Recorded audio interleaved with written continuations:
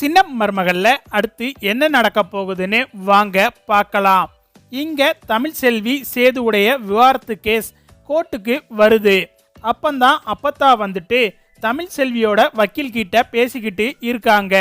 இந்த மாதிரி தமிழ்செல்விக்கும் சேதுவுக்கும் விவாகரத்து வாங்கிடவே கூடாது. அதுக்கு நீங்க தான் ஐயா ஏதாவது பார்த்து பண்ணணும். உங்களுக்கு எம்புட்டு பீஸோ அதெல்லாம் நான் கொடுத்துறேன் ஐயா.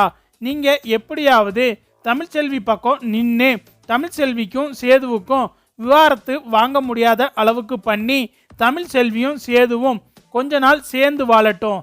அதுக்கு அப்புறமா விவாகரத்தை பற்றி யோசிக்கலாம்னு சொல்லி ஏதாவது ஒரு காரணம் காட்டி அந்தா இந்தான்னு இவங்களோட விவாகரத்து கேஸை தள்ளி போடுங்க. தமிழ்செல்வி வேற முழுகாம இருக்காயா அப்படின்னு சொல்லிட்டு அப்பத்தா சொல்லவும் இங்க வக்கீல் வந்துட்டு இது ஒன்று போதும் அப்பத்தா, நீங்க கவலைப்படாதீங்க. எப்படியாவது தமிழுக்கும் சேதுக்கும் விவாகரத்து வாங்க முடியாத அளவுக்கு நான் பார்த்துக்கிறேன். நீங்க தான் சொல்லிட்டீங்கல்ல, நான் பார்த்துக்கிறேன் அப்படின்னு சொல்லிட்டு வக்கீலும் சொல்லிடுறாரு. ரொம்ப சந்தோஷம் ஐயா, எப்படியாவது தமிழுக்கும் சேதுக்கும் விவாகரத்து மட்டும் வாங்கி கொடுத்துறாதீங்க ஐயா. சேது பக்கம் இருக்கிற வக்கீல் எப்படியாவது விவாகரத்து வாங்கணும்னு சொல்லி ஒத்த காலில் நின்றுக்கிட்டு இருப்பாரு.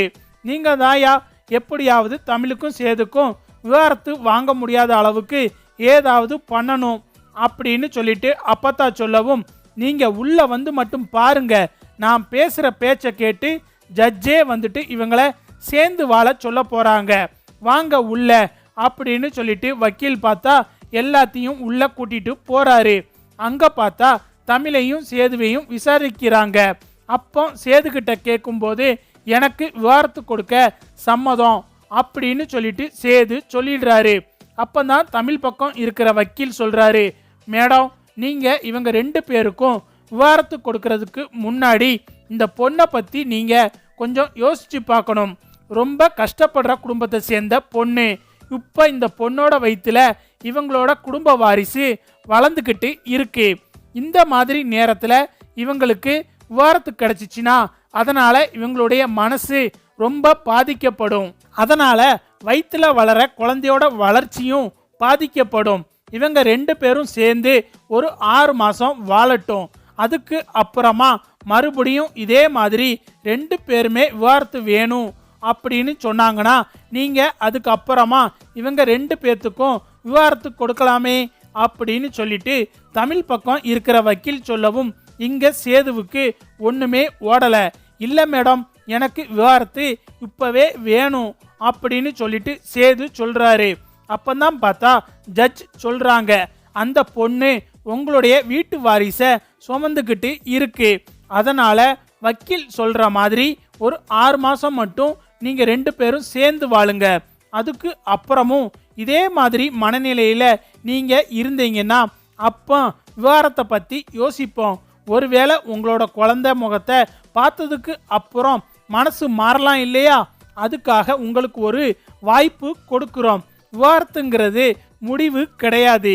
நீங்க எதா இருந்தாலும் ஒரு 6 மாசத்துக்கு அப்புறம் ஒரு நல்ல முடிவா சொல்லுங்க, அதுக்கப்புறம் பார்க்கலாம் அப்படின்னு சொல்லிட்டு ஜட்ஜும் பார்த்தா தீர்ப்பு சொல்லிடுறாரு. தமிழ்செல்வியும் சேதுவும் சேர்ந்து 6 மாசம் வாழணும் அப்படின்னு சொல்லிடுறாரு. இதை கேட்டதும் இங்க சாவித்திரிக்கும் தாமரைக்கும் பயங்கரமா அதிர்ச்சி ஆயிடுது.